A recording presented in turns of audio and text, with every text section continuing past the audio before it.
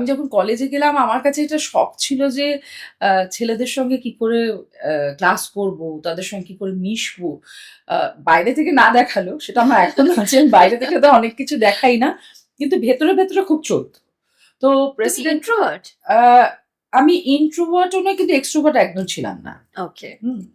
আ আমি কি করতাম? আমি একটা ভীষণ প্রাইভেট সেলফ মেইনটেইন করতাম। যেটা আমার বন্ধুরা বলত যে বৈশাখীর হচ্ছে this far and no far. মানে আমার একটা নিজের জগৎ ছিল যেখানটা আমি ফর্টিফাই করে রাখতাম।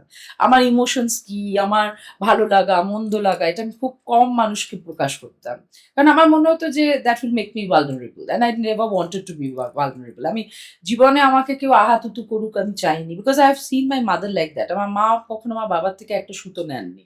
So I liked her independence. From the childhood, I loved that kind of independent spirit. তো আমার মনে হয়েছিল যে এইটা আমায় হতে হবে।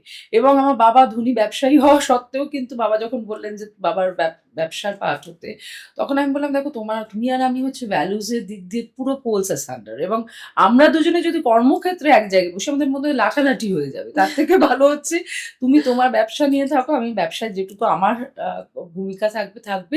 কিন্তু আমাকে আমার একটা জীবন বেছে নিতে হবে।" But I never thought I'll become a teacher.